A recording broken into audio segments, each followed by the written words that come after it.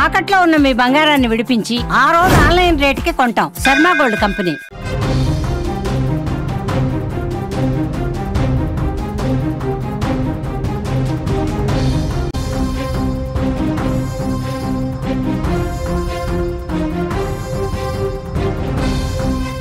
రంగారెడ్డి జిల్లాలో దారుణం. అక్కను దారుణంగా హత్య చేసిన తమ్ముడు.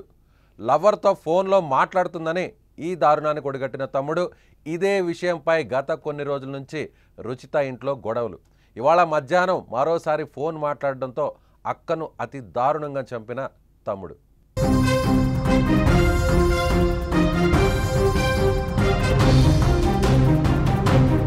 రంగారెడ్డి జిల్లా కొత్తూరు మండలం పెంజర్ల గ్రామంలో దారుణం చోటు చేసుకుంది. అక్కను సొంత తమ్ముడే హత్య చేశాడు అనే ఈ ఘటన స్థానికంగా కలకలం రేపుతుంది. పెంజర్ల గ్రామానికి చెందిన రుచిత తన లవర్తో ఫోన్ మాట్లాడుతుందని గత కొంతకాలంగా ఇంట్లో గొడవలు జరుగుతున్నాయి. ఇదే విషయంపై ఫ్యామిలీ మెంబర్స్ కూడా తీవ్రంగా హెచ్చరించారు. అయితే రుచితలో ఎలాంటి మార్పు రాలేదు. ఇదిలా ఉంటే ఇవాళ మధ్యాహ్నం సమయంలో కూడా రుచిత మళ్ళీ ఫోన్లో మాట్లాడుతున్న విషయాన్ని తమ్ముడు రోహిత్ గమనించాడు. ఇదే విషయంపై ఇద్దరి మధ్య వాగ్వాదం చోటు చేసుకుంది. అయితే అప్పటికే అక్క ప్రవర్తనపై తీవ్ర కోపంతో ఉన్న తమ్ముడు ఆమెపై కత్తితో విచక్షణారహితంగా దాడి చేశాడు. దీంతో ఈ దాడిలో రుచిత అక్కడికక్కడే మృతి చెందింది. కుటుంబ సభ్యులు పోలీసులకు సమాచారం ఇచ్చారు. వెంటనే ఘటనా స్థలానికి చేరుకున్న పోలీసులు రోహిత్ను అదుపులోకి తీసుకున్నారు. ప్రస్తుతం ఈ ఘటన స్థానికంగా తీవ్ర కలకలం రేపుతోంది.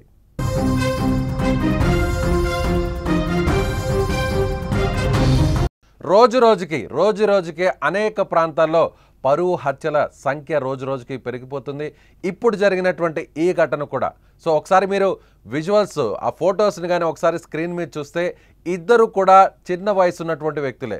ఇద్దరు కూడా చంపినటువంటి వ్యక్తి రోహిత్ కానీ లేదంటే చనిపోయినటువంటి మహిళ ఎవరైతే ఆమె ఉన్నారో వీళ్ళిద్దరూ కూడా బహుశా మేజర్లుగా కనిపించట్లేదు. ప్రస్తుతం మనకు అందినటువంటి సమాచారాన్ని బట్టి చూస్తే ఇద్దరు కూడా అక్కడ తమ్ముడు అక్క మీద అంటే ఎంతో ప్రేమతో ఉండేటువంటి తమ్ముడు అక్క ఈ విధంగా బిహేవ్ చేయడం, అక్క వేరొక వ్యక్తితో పరాయి వ్యక్తితో పదే ఫోన్లో మాట్లాడడం, ఇంట్లో ఫ్యామిలీ మెంబర్సు తనతో సహా ఎన్నిసార్లు వారించినా కూడా ఇలా కుటుంబ పరువు బజార్కి ఈడుస్తుంది. ఎన్నిసార్లు చెప్పినా కూడా ఫ్యామిలీకి సంబంధించినటువంటి పరువు ప్రతిష్టలను ఇలా దెబ్బతీస్తుంది. ఒక ఆడపిల్ల అండి సొంత ఇంట్లో తనకు చెప్పాల్సినటువంటి అక్కే ఈ విధంగా నలుగురు చేత ఈ విధంగా మాట్లాడించుకోవడం, నలుగురు నోళ్లలో నానుతుంది అనేటువంటి ఒక బాధతో ఈ విధంగా తమ్ముడు ఒక్కసారిగా తన వెంట తెచ్చుకున్నటువంటి కత్తి. అంటే ఇక అక్క ఉంటే తన అక్క బతికి ఉంటే ఇంకా ఉపయోగం లేదు. సో ఈ ఫ్యామిలీ పరువుని రోడ్డు మీదకి ఈడుస్తుంది కాబట్టి పదే బయట వ్యక్తితో వేరే ఒక వ్యక్తితో ప్రేమ పేరుతో ఫోన్లో గంటల తరబడి మాట్లాడుతుంది, గంటల తరబడి చాటింగ్ చేస్తుంది. తమ కళ్ళెదుటే ఎన్నిసార్లు చెప్పినా కూడా వద్దన్నా కూడా వారిస్తున్నా కూడా ఎన్నిసార్లు నచ్చజెప్పేటువంటి ప్రయత్నం చేసినా కూడా వినిపించుకోవడం లేదు.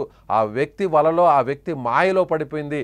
ఇలాంటి అక్క ఉంటే ఏమి లేకపోతే ఏమి అనేటువంటి ఒక కోపంతో అక్క మీద అక్కసును పెంచుకున్నటువంటి ఆ తమ్ముడు కత్తి తీసుకుని అత్యంత దారుణంగా విచక్షణారహితంగా రోహిత్ తన అక్క రుచిత మీద దాడి చేశాడు. వెంటనే ఆ రక్తపు మడుగులో విలవిల్లాడినటువంటి రుచిత వెంటనే అక్కడికక్కడే కొన్ని నిమిషాల వ్యవధిలోనే ప్రాణాలు కోల్పోయింది.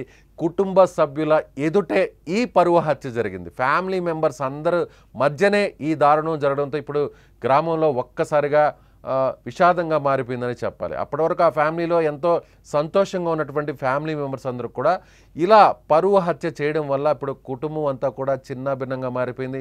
అప్పటి వరకు కూడా అక్క కానీ తమ్ముడు కానీ ఇద్దరు కూడా ఎంతో అన్యోన్యంగా ఉండేవాళ్ళు. ఆ ఇద్దరు కూడా చూసే వాళ్ళందరూ కూడా అక్క తమ్ముడు అంటే ఇలా ఉండాలి అనే విధంగా ఉన్నటువంటి ఆ ఫ్యామిలీ రిలేషన్ ఒక్కసారిగా ప్రేమ పేరుతో ఎన్నిసార్లు చెప్తున్నా కూడా వేరే వ్యక్తితో ఈ విధంగా అఫైర్ కంటిన్యూ చేయడం, లవ్ని కంటిన్యూ చేయడం వద్దు అని చెప్తున్నా కూడా ఈ సమయంలో ఈ వయసులో ఇలాంటివి కరెక్ట్ కాదు, చదువుకోవాలి, మన కుటుంబం పరువుని నిలబెట్టాలని ఎన్నిసార్లు చెప్తున్నా కూడా ఒక మహిళగా ఉండి తనకంటే పెద్దగా ఉన్నా కూడా తనకు నచ్చజెప్పాల్సినటువంటి తన అక్క ఈ విధంగా తమ తల్లిదండ్రుల పరువును తన పరువును కూడా తీస్తుంది, రోడ్డును వేస్తుంది. కుటుంబ పరువు అంతా కూడా పూర్తిగా పోయింది. నలుగురు కూడా తమ కుటుంబం గురించి ముఖ్యంగా ఆడపిల్ల అయినటువంటి తన అక్క గురించి చెప్పుకొని పదే పదే అందరూ కూడా నవ్వుకుంటున్నారు. తాను వెళ్తున్నా కూడా బయట రోడ్ల మీద ఈ విధంగా తన అక్క గురించి అడుగుతున్నారు. వేరొక వ్యక్తితో మీ అక్క సంబంధం పెట్టుకుందంట కదా, వేరొక వ్యక్తిని ప్రేమిస్తుందంట కదా, మీకు తెలుసంట కదా, ఈ విషయాలన్నీ కూడా మీ కళ్ళ ముందే మీకు అన్నీ తెలిసినట్టే మీ అక్క మీ ముందే ఫోన్లు చేసి ఇలా గంటల తరబడి మాట్లాడుతుందంట కూడా అని అక్కడ ఉన్నటువంటి అతని స్నేహితులు కావచ్చు, కుటుంబ సభ్యులు, ఫ్యామిలీ మెంబర్స్, బంధువులు అందరూ కూడా ఈ విధంగా అతన్ని ఎవరైతే చంపినటువంటి వ్యక్తి రోహిత్తో ఉన్నాడో రోహిత్తో మాట్లాడడంతో ఇంకా తట్టుకోలేకపోయినటువంటి రోహిత్ ఎలా అయినా సరే అక్కను కడతేర్చాలి, అక్క లేకపోయినా పర్వాలేదు, తమ కుటుంబం పరువే ముఖ్యం అనుకున్నాడు. వెంటనే తన వెంట తెచ్చుకున్నటువంటి కత్తితో ఒక్కసారిగా విచక్షణ రహితంగా అటాక్ చేశాడు. సో కుటుంబ సభ్యులు మొదట వారించేటువంటి ప్రయత్నం చేసినా కూడా అప్పటికే జరగాల్సినటువంటి దారుణం జరిగిపోయింది. సో రుచిత ఎన్నిసార్లు చెప్పినా కూడా రుచిత ప్రవర్తనలో మార్పు రాలేదు. తమ కళ్ళెదుటే తమ ముందే వద్దని చెప్పినా కూడా గట్టిగా చెప్పాము, నచ్చ చెప్పాము, అనేకసార్లు కౌన్సిలింగ్ కూడా ఇచ్చాము. కానీ వేరే ఒక వ్యక్తితో ఈ విధంగా అఫైర్ పెట్టుకోవడం, వేరొక వ్యక్తితో ప్రేమలో ఉండడం, అతనితో ఇలా గంటల తరబడి ఫోన్లో మాట్లాడడం, అలాగే చాట్ చేయడం, ఇవన్నీ కూడా చూస్తూ ఇక సహించేది లేదు, తట్టుకోలేము అంటూ చివరికి ఈ విధంగా తమ్ముడే నేరుగా పరువు హత్యకు కారకుడయ్యాడు. నేరుగా తానే కత్తి తీసుకొని ఇన్ని రోజులు కలిసి పెరిగినటువంటి అక్క మీదే అంత దారుణంగా చంపడం అనేది కూడా కుటుంబంలో కావచ్చు, ముఖ్యంగా గ్రామంలో కూడా ఎవరు కూడా తట్టుకోలేనటువంటి పరిస్థితి. సో రోజు రోజుకి ఇలా ప్రేమ పేరుతోనో లేదంటే వేరే వేరే కారణాలతోనో ఇలాంటి హత్యలు జరగడం, ముఖ్యంగా పరువు హత్యలు జరగడం అనేది ఇటీవల పెరుగుతుందనే చెప్పాలి. ఆ సంఖ్య కూడా పెరుగుతుందనే చెప్పాలి. సో మీరేమనుకుంటున్నారు?